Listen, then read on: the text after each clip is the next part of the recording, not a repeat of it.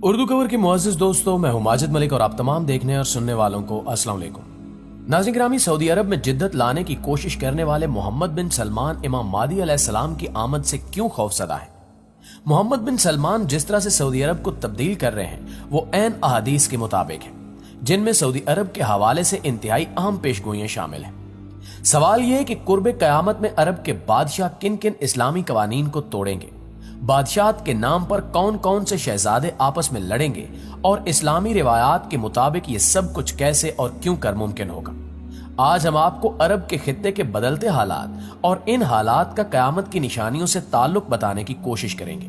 लिहाजा इस कीमती और मालूमाती वीडियो को शुरू से लेकर आखिर तक खुद भी जरूर देखिएगा और अपने दीगर दोस्तों के साथ भी शेयर जरूर कीजिएगा।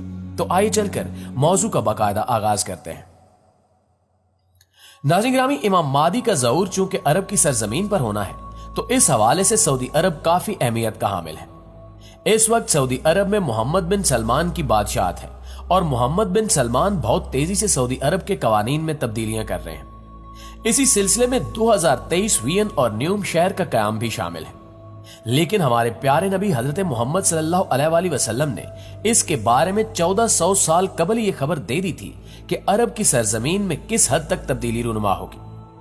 हजूर पाक सल्लल्लाहु अलैहि वसल्लम की एक हदीस मुबारका में बयान है कि इमाम महदी के ज़हूर से पहले अरब के 3 शहजादों में लड़ाई होगी। आप ये जानकर शिश्तर रह जाएंगे कि इस वक्त सऊदी अरब के 3 शहजादे हैं जो कि ताजो तख्त हासिल करने के लिए खुद को अहल समझ रहे हैं और मोहम्मद बिन सलमान ने खाना जंगी से बचने के लिए इनको अहम ओहदों पर तैनात भी कर रखा है। उलमा के नजदीक हदीस में जिन 3 शहजादों की लड़ाई का जिक्र आया है, मुमकिन है वो मौजूदा दौर के सऊदी शहजादे ही हों।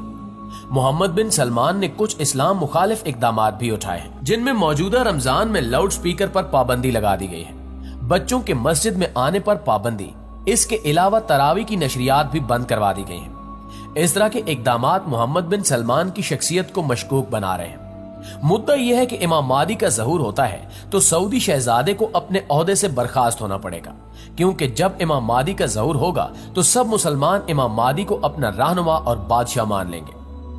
दोस्तों, यूं तो नबी पाक सल्लल्लाहु अलैहि वसल्लम ने कयामत की बहुत सारी निशानियां बयान की हैं, जिनमें एक हदीस मुबारका ये भी है कि ऊंटों और बकरियों के चरवाहे बरिना बदन और नंगे पांव होंगे।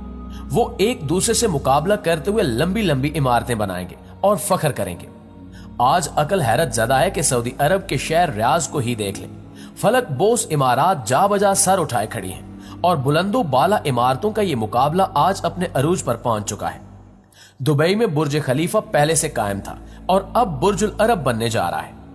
बुर्ज खलीफा की इमारत दुनिया की सबसे ऊंची इमारत बनी तो साथ ही शहजादा वलीद बिन तलाल ने जद्दा में इससे भी बड़ी इमारत बनाने का ऐलान किया, जो धड़ाधड़ बनती चली जा रही है।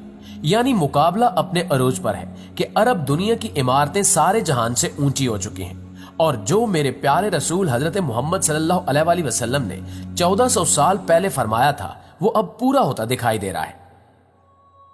मॉडर्न सऊदी अरब अपना अरूज हासिल करने की तगोदाव में है, लेकिन यह भी कहा जाता है कि हर अरूज के लिए जवाल है, जबकि कुछ माहिरीन कह रहे हैं कि आने वाले दिनों में सऊदी अरब जवाल पजीर हो सकता है, जिसकी एक बड़ी वजह यह है कि सऊदी अरब से निकलने वाले खाम तेल का सबसे बड़ा खरीदार अमेरिका था।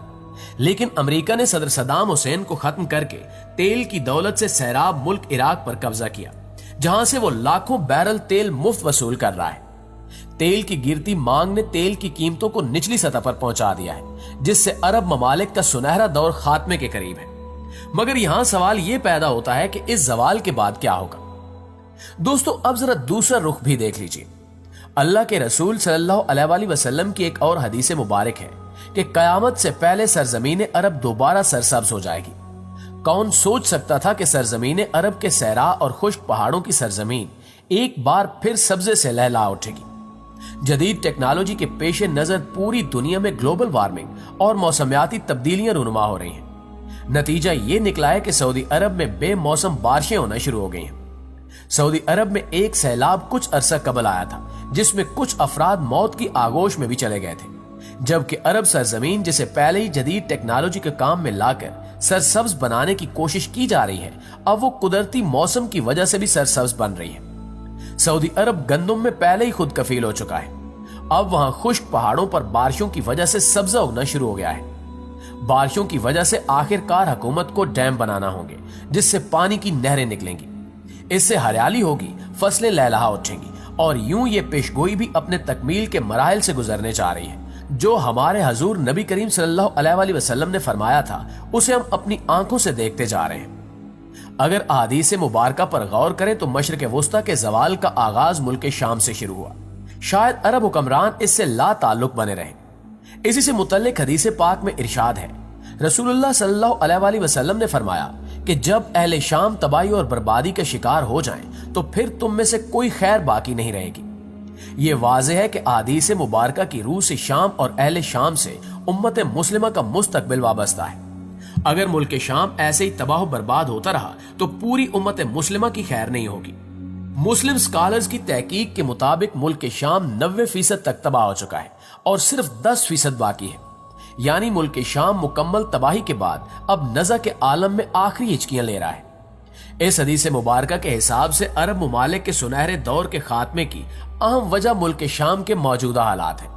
گویا کہ نبی کریم صلی اللہ علیہ وآلہ وسلم کی ایک اور پیشگوئی کی علامت ظاہر ہو رہی ہے یا ہو چکی ہے۔ ناظرین، خیال رہے کہ ملک شام کے متعلق اسرائیل، روس، ایران اور امریکہ، ان سب ممالک نے جو بھی جھوٹے بہانے بنائے، ان سب کا اصل ٹارگٹ جزیرت العرب ہے، کیونکہ کفار کا عقیدہ ہے کہ دجال مسیح ہے۔ اس وجہ سے یہ لوگ دجال کے استقبال کے انتظامات کر رہے ہیں، جس کے لیے ان سب ممالک کو مل کر عرب ممالک میں عدم استحکام پیدا کرنا ہے، کیونکہ ملک شام پر یہود و نصارہ قبضہ کرنا چاہتے ہیں، اور یہ حضرت امام مہدی کے ظہور سے قبل ہو کر ہی رہے گا۔ کتاب الفتن میں ہے کہ آخری زمانے میں جب مسلمان ہر طرف سے مغلوب ہو جائیں گے، مسلسل جنگیں ہوں گی، شام میں بھی عیسائیوں کی حکومت قائم ہو جائے گی، سعودی عرب، مصر اور ترکی بھی باقی نہ رہیں گے، ہر جگہ کفار کے مظالم بڑھ جائیں گے، امت آپسی خانہ جنگی کا شکار ہو جائے گی، عرب خلیجی ممالک، سعودی عرب وغیرہ میں بھی مسلمانوں کی شان و شوکت والی حکومت نہیں رہے گی۔ خیبر، جو کہ سعودی عرب کا چھوٹا سا شہر ہے اور مدینہ منورہ سے 170 کلومیٹر کے فاصلے پر ہے، اس کے قریب تک یہود و نصارہ پہنچ جائیں گے اور اس جگہ تک ان کی حکومت قائم ہو جائے گی۔ بچے کچے مسلمان مدینہ منورہ پہنچیں گے، اس وقت حضرت امام مہدی علیہ السلام مدینہ منورہ میں ہوں گے۔ دوسری طرف دریائے تبریہ بھی تیزی سے خشک ہو رہا ہے، جو کہ حضرت امام مہدی علیہ السلام کے ظہور سے قبل خشک ہو جائے گا۔ اس لیے جب مشرق وسطی کے حالات کو، خصوصاً مسلمانوں اور ساری دنیا کے حالات کو دیکھا جائے تو صاف نظر آتا ہے کہ دنیا ہولناکیوں کی جانب بڑھ رہی ہے، حتیٰ کہ فرانس بھی عالمی جنگ کی بات کر چکا ہے۔ مگر کیا آپ جانتے ہیں کہ عالمی جنگ کا مرکز کون سا خطہ ہوگا؟ صاف نظر آ رہا ہے کہ مشرق وسطی ہی متوقع ہے اور غزوہ ہند ہو کر رہے گا۔ یہاں بھی انڈیا اور پاکستان کی رنجشیں اور ابتر ہوتے حالات سے بھی ایسا لگتا ہے کہ ہم غزوہ ہند کی طرف بڑھ رہے ہیں۔ دوستو، آنے والے ادوار بڑے پرفتن نظر آ رہے ہیں، اور اس کے متعلق بھی نبی کریم صلی اللہ علیہ وآلہ وسلم نے فرمایا کہ میری امت پر ایک دور ایسا آئے گا جس میں فتنے ایسے تیزی سے آئیں گے جیسے تسبیح ٹوٹ جانے سے تسبیح کے دانے زمین کی طرف آتے ہیں۔ آخر میں یہی دعا ہے کہ اللہ پاک ایمان کی سلامتی عطا کرے اور اپنی حفظ و امان میں رکھے۔ موجودہ حالات کے پیش نظر اپنی نسلوں کی ابھی سے تربیت اور ایمان کی فکر کریں۔ موبائل کے بیجا استعمال سے، رات دیر تک جاگنے، فیشن اور یہودی انداز اپنانے سے اور نمازوں کو ترک کرنے سے روکیں، ورنہ آزمائش کا مقابلہ دشوار ہوگا۔ سوچئے، سمجھیے اور اصلاح کیجیے۔ انشاءاللہ آپ سے ملاقات ہوتی ہے اگلی ویڈیو میں، تب تک اپنا ڈھیر سارا خیال رکھیے گا۔ اللہ نگہبان۔